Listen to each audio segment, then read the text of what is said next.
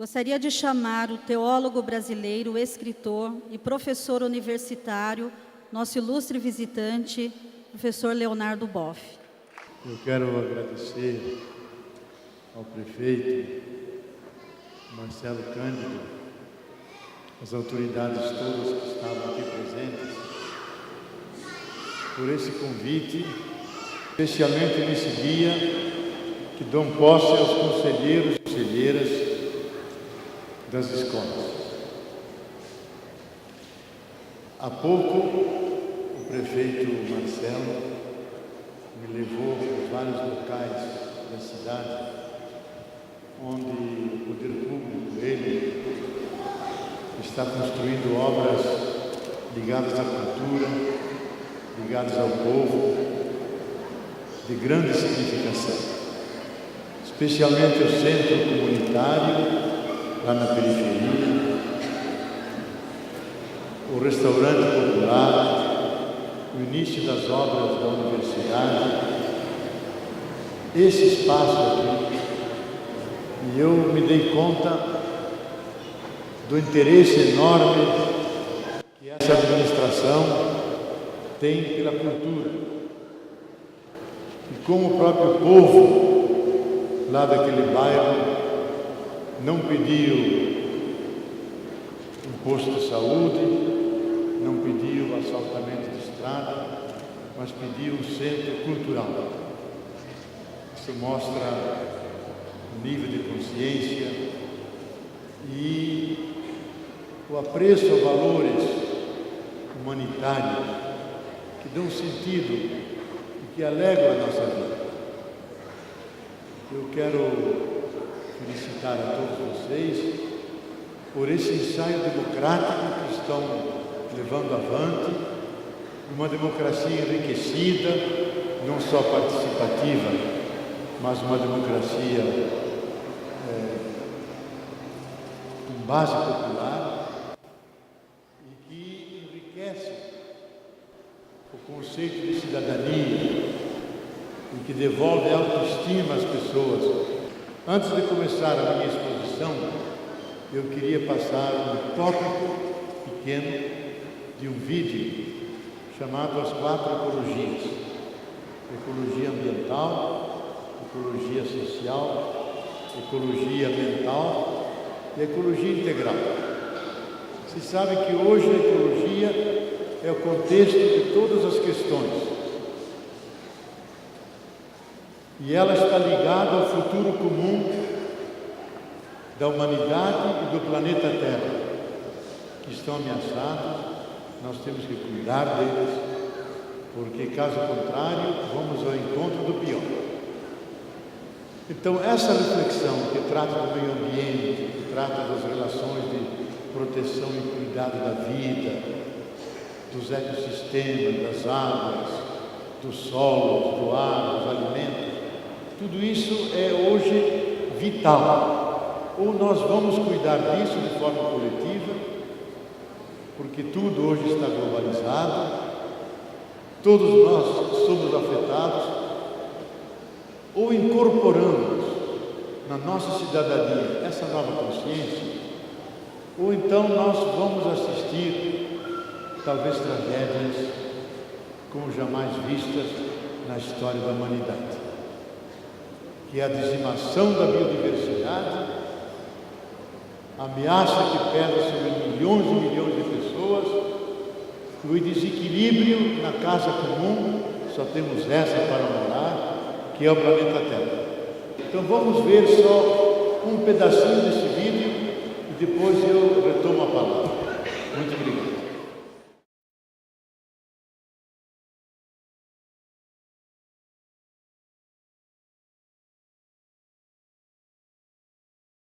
A palavra ecologia foi criada em 1866 por Ernst Haeckel, um discípulo de Darwin. E ele definiu assim a ecologia: é o conjunto das relações que os seres vivos e não vivos entretêm entre si e todos eles juntos com o meio ambiente. O fato é que todos vivemos juntos na mesma casa comum, um ajudando o outro, fazendo que todos possam coevoluir. Ocorre que a ecologia ficou na universidade, era um subcapítulo da biologia. Mas a partir dos anos 60, quando surgiu a crise ecológica, a ecologia caiu na rua, se transformou num tema político. E talvez hoje é o tema que mais mobiliza as pessoas, porque da ecologia depende o futuro do planeta Terra e o futuro da humanidade.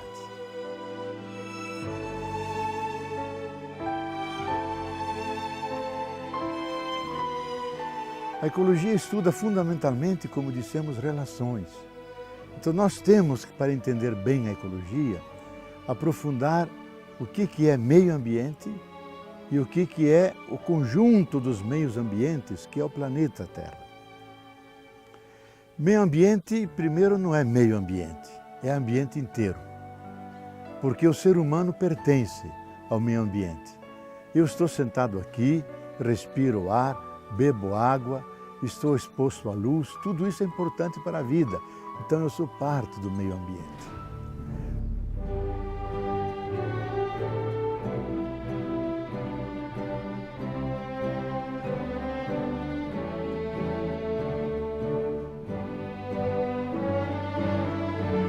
Mas meio ambiente mais ainda.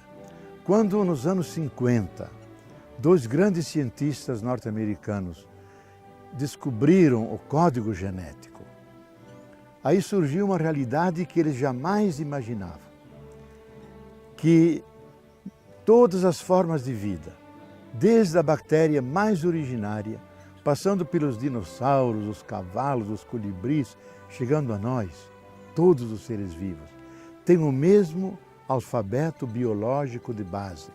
Isto é, todos são construídos com os mesmos 30 aminoácidos e as mesmas 4 bases fosfatadas. Isso significa que nós todos somos irmãos e irmãs. Apenas a combinação dessas sílabas, desse alfabeto, faz a diferença das espécies e assim da biodiversidade.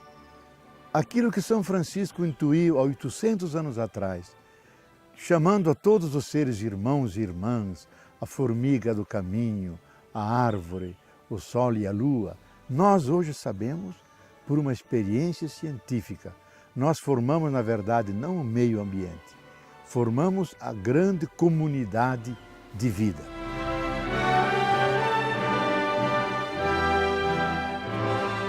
Então, o meio ambiente tem que ser enriquecido com essa compreensão mais globalizante. Segunda compreensão que importa aprofundar é o conceito de terra. Terra não é aquilo que está nos manuais. Há esse planeta composto de partes elevadas, que são os continentes, e as partes líquidas, os rios, mares e oceanos. Essa é uma ideia pobre. Os cientistas chegaram a descobrir aquilo que os astronautas, lá de suas naves espaciais, intuíram, que vendo de lá de fora, Terra e humanidade não têm diferença, formam uma grande unidade. Então se deram conta que a Terra não só tem vida sobre ela, mas que a Terra mesma, como um todo, é um superorganismo vivo, se comporta como um ser vivo e deram o nome a ela de Gaia. Ela tem um equilíbrio tão sutil que só um ser vivo tem. Por exemplo, há milhões e milhões de anos ela tem sempre 21% de oxigênio. Se descesse a 17%, 15%, nós desmaiaríamos. Se subisse a 27%, 28%, não poderíamos acender um fósforo porque incendiaríamos o oxigênio. A salinização dos oceanos é sempre igual. Os oceanos têm 3,4% de sal e essa quantidade é suficiente para manter os climas regulados, o oxigênio da atmosfera e as condições básicas da vida. Da mesma forma, o nitrogênio, que nos faz crescer, a nós e as plantas, é sempre 79%. Assim, todos os elementos. E nós sabemos hoje que os elementos são iguais em todo o universo, no nosso corpo, nas estrelas e a própria Terra. Então, Terra é um superorganismo vivo que se autorregula.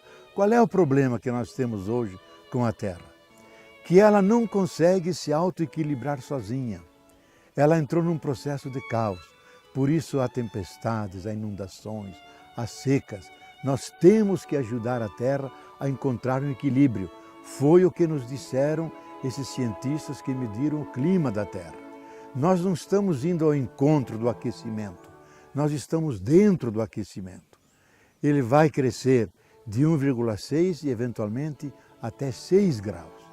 Isto poderá trazer consequências extremamente danosas para todo o sistema da vida. Milhares de espécies poderão desaparecer e até o próprio ser humano poderá desaparecer em bilhões e bilhões de pessoas. Então, a ecologia como meio ambiente, como grande comunidade de vida, tem que ser preservada, caso contrário, nós vamos ao encontro do caminho já percorrido pelos dinossauros. Duas coisas são importantes a serem feitas. Primeiro, adaptar-nos ao sistema Terra, adaptarmos à nova situação. Isto é, mudarmos o modo de produção que não seja tão poluente, gastarmos menos água, contaminarmos menos os solos, envenenarmos menos os ares, porque se não fizermos isso, o aquecimento vai subir e a Terra vai entrar mais ainda em caos. Segundo, é minimizar as consequências negativas. E isso deverá ser feito pelos governos, pelas grandes empresas, investindo pelo menos 400 bilhões de dólares ao ano para estabilizar o clima da Terra em 2 graus. Porque se nós não estabilizarmos, já agora, as calotas polares começam a derreter, os oceanos subir em até 59 centímetros e a situação caótica de grandes tufões e tempestades poderão crescer no mundo inteiro.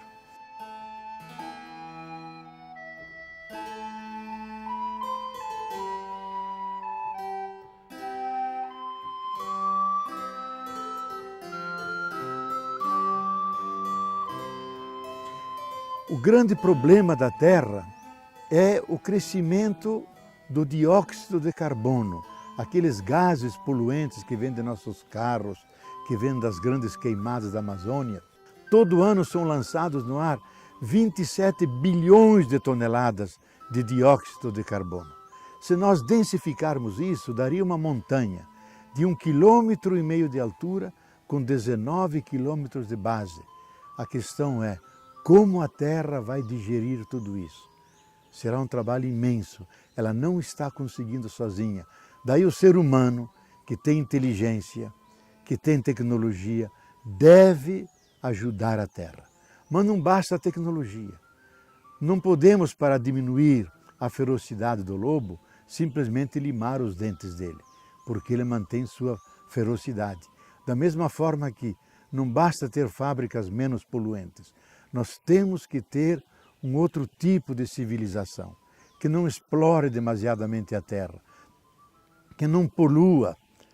Por isso, a grande palavra-chave para a ecologia ambiental é qualidade de vida, para nós, para as plantas, para os animais, para que todos possam conviver e coevoluir. Desta vez não haverá uma arca de Noé que salve alguns e deixa perecer os demais. Ou nos salvamos todos, ou perecemos todos.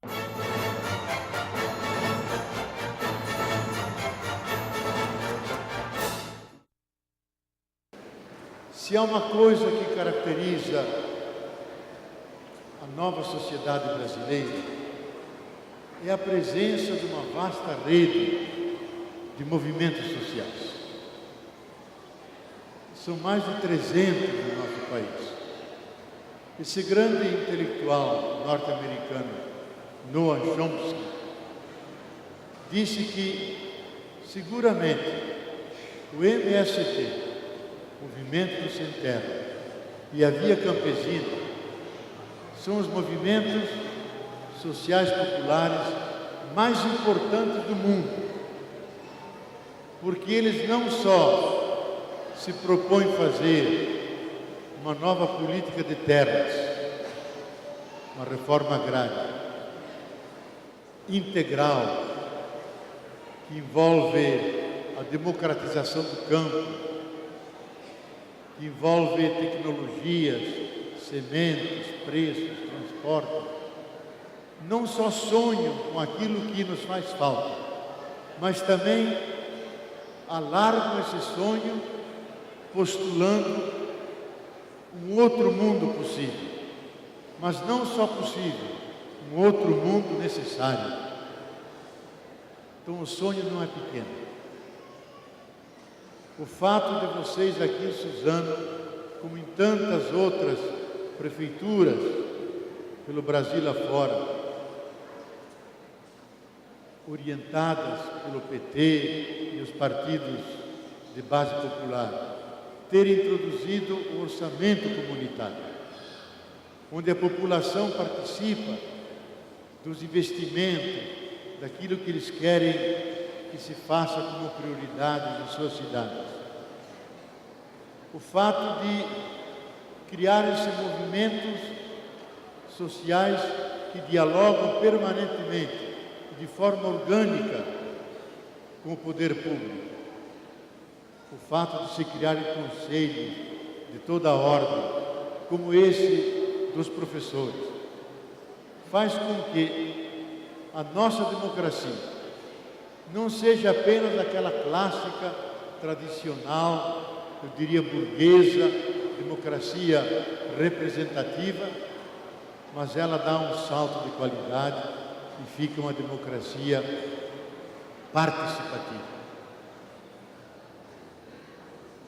Se nós considerarmos o fato que uma sociedade como a nossa mantém milhões de pessoas à margem, na pobreza, sem direito, com um grave problema de justiça social, uma sociedade que tem essas características não pode ser uma sociedade democrática.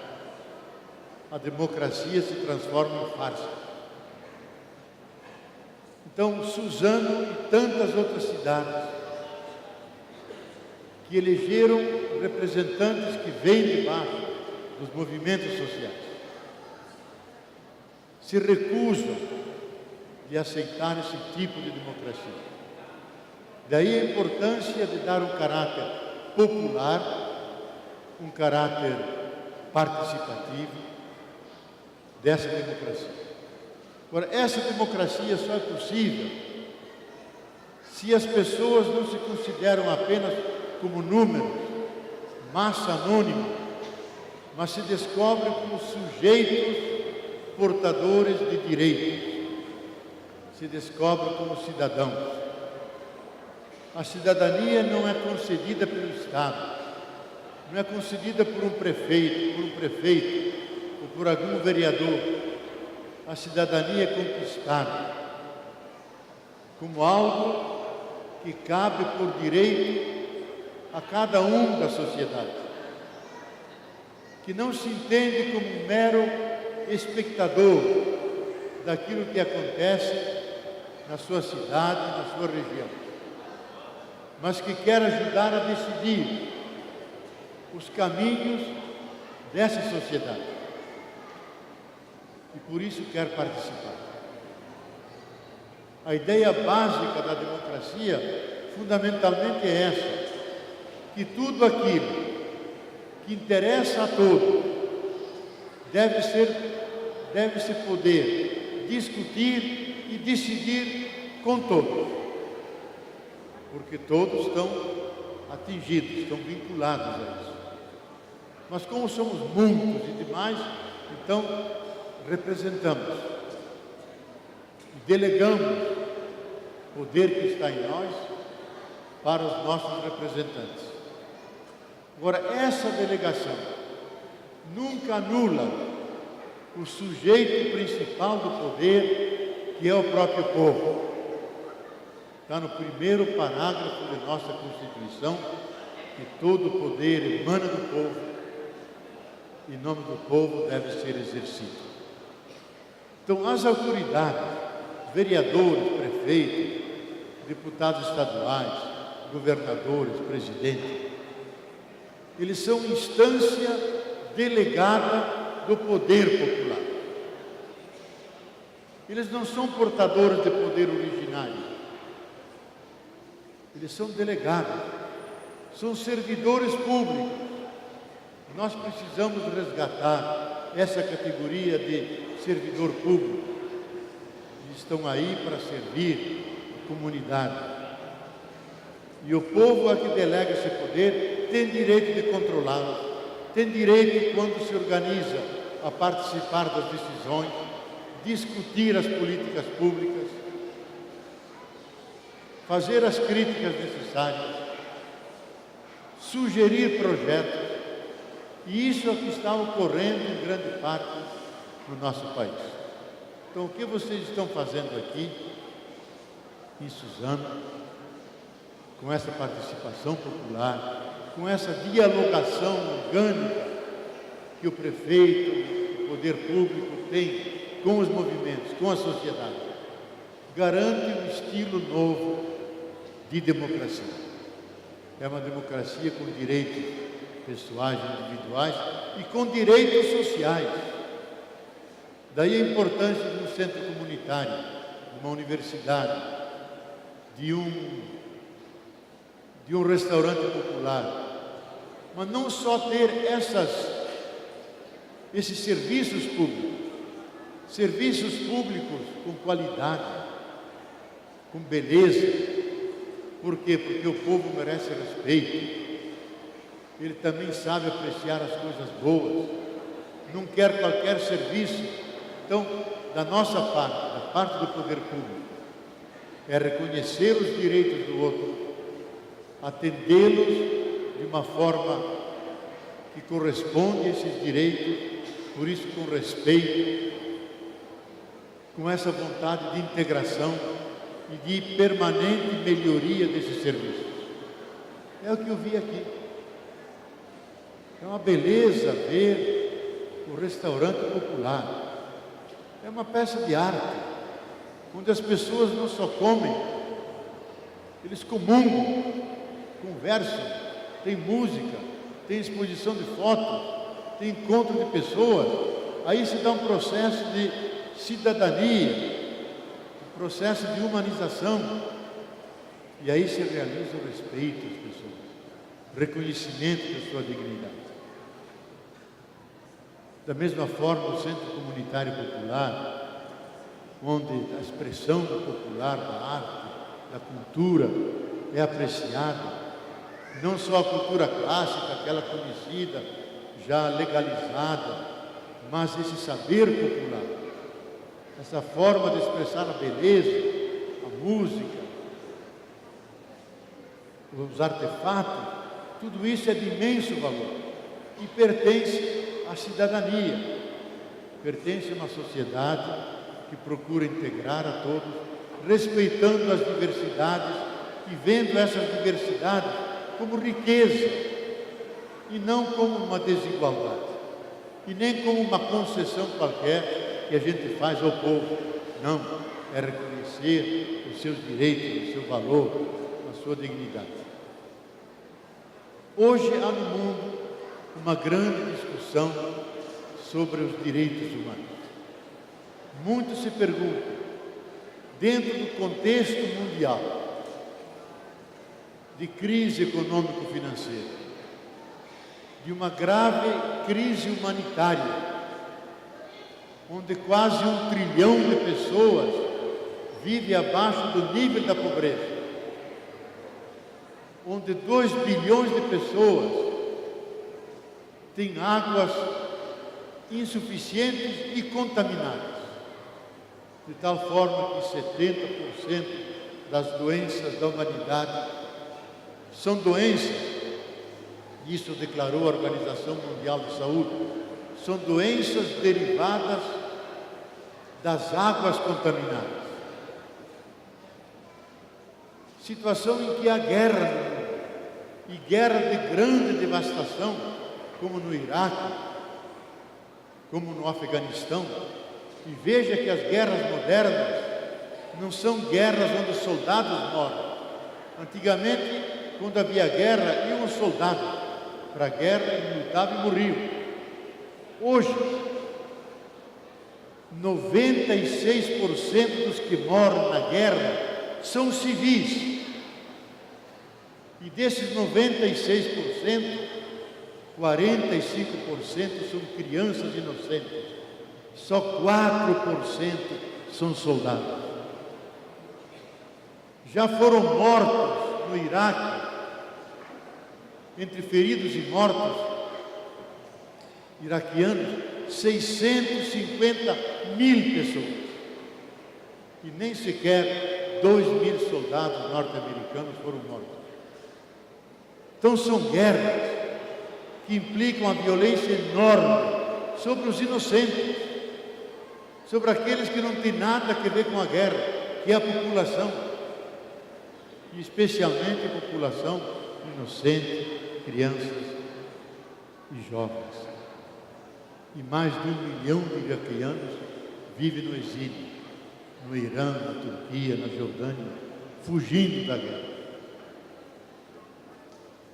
E as forças aliadas, os Estados Unidos, Alemanha, Inglaterra e outros, testaram as modernas armas químicas, armas feitas com o lixo atômico das muitas usinas atômicas que eles têm, que é um lixo altamente perigoso. Eles fazem bombas daquilo, não mata muita gente, mas afeta a pele das pessoas, da ordem de que 60% a 70% pega distintas formas de câncer, por causa da utilização desses materiais radioativos. A cidade de Fajula, no Iraque, testaram as últimas armas atômicas, as últimas armas químicas, arrasaram a cidade. Todos os animais, todas as plantas, tudo que se mexia morreu. E houve um cerco para que não houvesse nenhum testemunho das imprensas mundiais que denunciassem isso. Mas houve um italiano que arriscou sua vida, que pegou um câncer, que se fingiu de soldado e entrou, e conseguiu colher os testemunhos. Então nós vivemos em tempos de barbárie. Quando houve a guerra do Kosovo, na Jugoslávia, os ocidentais fizeram o que chamaram uma guerra humanitária. Intervir para impedir que cristãos matassem muçulmanos. Usaram armas químicas, usaram elementos radiativos, foi uma devastação. E para dizer que não ofendiam os direitos humanos, ao matar muçulmanos, emasculavam, castravam a todos os soldados muçulmanos, para dizer, esses não são gente, podemos eliminá-los. Então, isso está se passando hoje. Uma sociedade que tolera níveis de barbárie. Então, aí muitos se perguntam, é possível falar em direitos humanos? Vale a pena comprometer-se e lutar pelos direitos de cada pessoa quando vemos esses cenários dramáticos de sistemática violação dos direitos? E aí nós temos que reconhecer que toda a história dos direitos humanos, desde o tempo da Magna Carta lá dos ingleses, no século XV, depois na Revolução Francesa, depois na Revolução Norte-Americana, a Declaração dos Direitos Humanos da ONU, em 1948, sempre foi a luta dos fracos contra os fortes. Os fortes que passam por cima da dignidade dos outros para atingir, manter os seus privilégios, manter o seu poder, matam, violam, marginalizam, castigam, humilham. E as pessoas sempre apresentaram a sua humanidade como aquela última barreira que, se for transposta ela configura um processo de barbárie, de desumanização. Por isso que a luta dos direitos humanos está carregada de sacrifícios humanos, de gente que, como Gandhi, contra a dominação inglesa na Índia, contra a discriminação dos Dalits. Quem acompanha essa novela, Caminho das Índias, sabe o que significam os Dalits, que vivem literalmente, não sou eu que digo, é um livro recente que saiu, um capítulo, pessoas que vivem literalmente na merda, porque são absolutamente tratados como não humanos, estão mais próximos dos animais. As vacas são mais respeitadas na Índia do que os Dalits. O que fez Gandhi? Gandhi, que era da classe alta, dos brahmanes, disse: vocês não podem fazer isso a um filho e a uma filha de Deus, que são os Dalits, que são os párias, porque são filhos e filhas de Deus como nós somos. Vocês não podem fazer isso. E se pôs a defender. Então, da mesma forma, a luta dos direitos humanos é o clamor do povo que, quando humilhado e ofendido, diz: eu também sou filho de Deus. Para dizer: eu também tenho uma dignidade que é inviolável, porque sou imagem e semelhança de Deus, porque sou alguém dentro do qual Deus está nascendo, sou portador dessa luz divina e eterna que sempre nos ilumina, que é o próprio Deus. Eu acho que, se nós não realizarmos um valor básico dos seres humanos, se nós não realizarmos o valor do respeito, nós nunca vamos atender e respeitar os direitos humanos. O que significa o respeito? O respeito significa reconhecer que cada ser tem um valor intrínseco, vale por si mesmo, e que por isso deve ser acolhido, deve ser respeitado. Mas não só nós, seres humanos, tudo aquilo que existe, tudo aquilo que vive, merece viver, merece existir, porque cada ser revela algo do Criador. O universo inteiro trabalhou bilhões de anos para produzir cada um de nós. Então, cada um de nós tem o direito de estar aí, à nossa frente, ser respeitado, não ser atropelado, não ser machucado, não ser violado, não ser destruído. Então, esse respeito tem que ser diante de cada ser, diante da planta, diante do animal, mas fundamentalmente diante de cada pessoa humana. Eu diria que a ética é o ilimitado respeito diante de cada ser e diante de cada vida. O ilimitado respeito. Tudo aquilo que é respeitado, tudo aquilo que nós fizermos para proteger, para difundir, para permitir seu desenvolvimento da vida, tudo isso é sagrado, tudo isso é bom. Tudo aquilo que diminui, ameaça, fere e afeta a vida, eventualmente destruindo, isso é mal. Então não é difícil saber por onde passam os caminhos do bem, por onde passam os caminhos do mal. Como é que nós tratamos a vida?